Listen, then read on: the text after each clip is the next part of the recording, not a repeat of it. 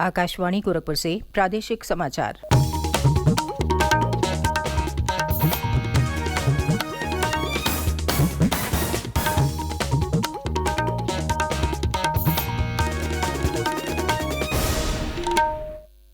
नमस्कार। समाचार बुलेटिन के साथ मैं सुकीर्ति अस्थाना। पहले मुख्य समाचार। राष्ट्रपति द्रौपदी मुर्मू आज ग्रेटर नोएडा में Uttar Pradesh international trade show का करेंगे उद्घाटन। 5 दिवसीय ट्रेड शो में प्रदेश के सभी 75 जिलों के उत्पाद किए जाएंगे प्रदर्शित।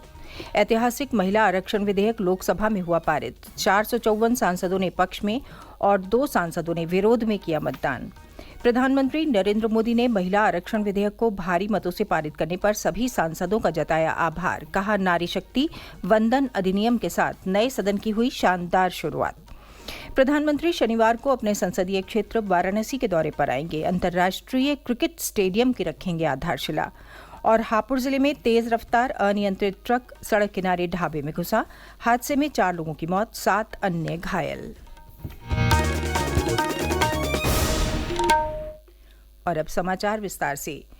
राष्ट्रपति द्रौपदी मुर्मू आज गौतम बुद्ध नगर जिले के ग्रेटर नोएडा में उत्तर प्रदेश अंतर्राष्ट्रीय व्यापार प्रदर्शनी का उद्घाटन करेंगी।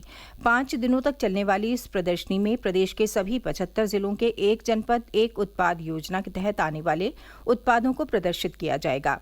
इस अंतर्राष्ट्रीय ट्रेड शो में दुनिया भर के विभिन्न देशों से खरीददार पहुंचेंगे। प्रदेश सरकार पहली बार राज्य में अंतर्राष्ट्रीय ट्रेड शो का आयोजन कर रही है, जिसमें प्रदेश भर के उत्पादों को प्रदर्शित किया जाएगा। एक report. UP international trade show India expo mart greater Noida में 21 से 25 सितंबर तक आयोजित किया जा रहा है, जिसका उद्घाटन आज राष्ट्रपति द्रौपदी मुर्मू करेंगी। इस कार्यक्रम में राज्यपाल आनंदीबेन पटेल, मुख्यमंत्री योगी आदित्यनाथ सहित कई मंत्री शामिल हो रहे हैं। इस शो के माध्यम से प्रदेश सरकार उत्तर प्रदेश की कला, संस्कृति व प्रदेश के उत्पादों को वैश्विक स्तर पर पहुंचाने का प्रयास कर रही है। इसमें प्रदेश सरकार के 17 विभागों के स्टॉल के साथ एक जिला एक उत्पाद को प्रदर्शित किया जा रहा है। जिलाधिकारी मनीष कुमार वर्मा ने बताया कि इस शो में 60 देशों के करीब 400 खरीदार पहुंच रहे हैं। इसमें 2000 से ज्यादा प्रदर्शक शामिल होंगे। विशालधर दुबे, आकाशवाणी समाचार, गौतम बुद्ध नगर। लोकसभा ने संविधान के 128वें संशोधन विधेयक को मंजूरी दे दी है। इसमें महिलाओं के लिए लोकसभा और राज्य विधानसभाओं की कुल सीटों में से 1/3 आरक्षित करने का प्रावधान है। इस विधेयक का नाम नारी शक्ति वंदन अधिनियम है। विधेयक पर कल मत विभाजन के दौरान 454 सांसदों ने विधेयक के पक्ष में मतदान किया, जबकि 2 सांसदों ने इसके विरोध में मतदान किया। मत विभाजन का परिणाम इस प्रकार है। हाँ 454, 454, ना 2। प्रस्ताव की कुल सदस्य संख्या के बहुमत द्वारा सभा के उपस्थित और मतदान देने वाले सदस्यों के कम से कम 2/3 बहुमत द्वारा पारित हुआ। इससे पूर्व लोकसभा में विधेयक पर चर्चा के दौरान लगभग 60 सांसदों ने अपने विचार रखे।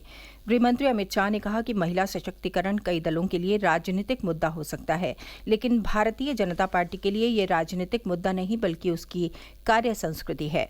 समाजवादी पार्टी की सांसद डिम्पल यादव ने विधेयक के अंतर्गत अनुसूचित जाति, अनुसूचित जनजाति और अन्य पिछड़ा वर्ग के लिए आरक्षण देने की मांग की। उन्होंने पूछा कि क्या विधेयक के प्रावधान राज्यसभा और विधान परिषद पर भी लागू होंगे। केंद्रीय मंत्री और अपना दल की सांसद अनुप्रिया पटेल ने कहा कि लोकसभा और राज्य विधानसभाओं में महिलाओं का प्रतिनिधित्व बढ़ाने के लिए ये विधेयक महत्वपूर्ण कदम है। केंद्रीय महिला और बाल विकास मंत्री स्मृति ईरानी ने कहा कि इस विधेयक से महिलाओं की स्थिति मजबूत होगी। प्रधानमंत्री नरेंद्र मोदी ने संविधान के 128वें संशोधन विधेयक को लोकसभा की मंजूरी मिलने पर प्रसन्नता व्यक्त की है। उन्होंने नारी शक्ति वंदन अधिनियम को भारी मतों से लोकसभा में पारित करने पर सभी सांसदों का आभार व्यक्त किया। एक सोशल मीडिया पोस्ट में उन्होंने कहा कि नारी शक्ति वंदन अधिनियम के साथ नए सदन की शानदार शुरुआत हुई है। इससे महिलाओं के नेतृत्व में विकास को अभूतपूर्व गति मिलेगी। प्रधानमंत्री ने कहा कि इसे जिस प्रकार से सभी राजनीतिक दलों का ऐतिहासिक समर्थन मिला है, वो विकसित और आत्मनिर्भर भारत के संकल्प की सिद्धि में मील का पत्थर साबित होगा। मुख्यमंत्री योगी आदित्यनाथ ने लोकसभा में नारी शक्ति वंदन अधिनियम के पारित होने पर सभी को बधाई दी है। एक सोशल मीडिया पोस्ट में उन्होंने कहा कि ये विधेयक भारतीय लोकतंत्र को और मजबूती प्रदान करेगा। श्री योगी ने कहा कि इस विधेयक से नए भारत में महिलाओं के नेतृत्व में विकास के नए युग की शुरुआत होगी। प्रादेशिक समाचार आप आकाशवाणी गोरखपुर से सुन रहे हैं। ये समाचार बुलेटिन हमारे YouTube channel AIR news Gorakhpur और ट्विटर हैंडल AIR_GKP पर भी उपलब्ध है। प्रधानमंत्री नरेंद्र मोदी 23 सितंबर को वाराणसी के दौरे पर आएंगे। श्री मोदी गंजारी में अंतर्राष्ट्रीय क्रिकेट स्टेडियम का शिलान्यास करेंगे और रुद्राक्ष कन्वेंशन सेंटर में काशी सांसद सांस्कृतिक महोत्सव के विजेता प्रतिभागियों को प्रमाण पत्र वितरित करेंगे। ब्यौरा हमारे वाराणसी प्रतिनिधि से। प्रधानमंत्री का अपने संसदीय क्षेत्र का यह 22वां दौरा प्रस्तावित है। प्रधानमंत्री के प्रस्तावित कार्यक्रम में वह वाराणसी पहुंचकर गंजारी में अंतर्राष्ट्रीय क्रिकेट स्टेडियम का शिलान्यास करेंगे और यहीं पर जनसभा को संबोधित भी करेंगे। इसके पश्चात वो हेलीकॉप्टर के माध्यम से संपूर्णानंद संस्कृत विश्वविद्यालय में उतरेंगे। माना जा रहा है कि वो संपूर्णानंद संस्कृत विश्वविद्यालय में पांडुलिपियों का निरीक्षण करेंगे। हालांकि यह अभी आधिकारिक कार्यक्रम नहीं है। इसके बाद संभावित कार्यक्रम में वो रुद्राक्ष कन्वेंशन सेंटर में पहुंचकर काशी सांस्कृतिक प्रतियोगिता में भाग लेने वाले विजेता प्रतिभागियों को प्रमाण पत्र वितरित करेंगे और उनका प्रदर्शन भी देख सकते हैं।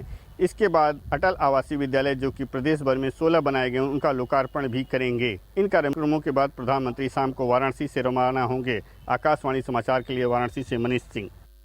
देश भर में चल रहे स्वच्छता पखवाड़ा के तहत पूर्वोत्तर रेलवे वाराणसी में विभिन्न गतिविधियों का आयोजन कर रहा है। अधिकारियों ने कल रेलगाड़ियों में साफ सफाई का निरीक्षण किया। साथ ही यहां से चलने वाली रेलगाड़ियों में साफ सफाई का विशेष अभियान चलाया गया। अधिकारियों ने कोच में जाकर यात्रियों को स्वच्छता के प्रति जागरूक किया। रामपुर के जिलाधिकारी रविंद्र मांदड़ ने कहा कि उन्होंने जनपद के सभी अधिकारियों को अपने कार्यालयों में साफ सफाई से स्वच्छता अभियान की शुरुआत करने का निर्देश दिया। देखिए, स्वच्छता ही सेवा और जो पूरी तरह हमारे स्वच्छ ग्राम हो, स्वच्छ कार्यालय हो, इसको लेकर राज्य सरकार के द्वारा निर्देश दिया गया है कि इसको लेकर व्यापक अभियान चले और 2 अक्टूबर तक ये सारे अभियान चलने चाहिए।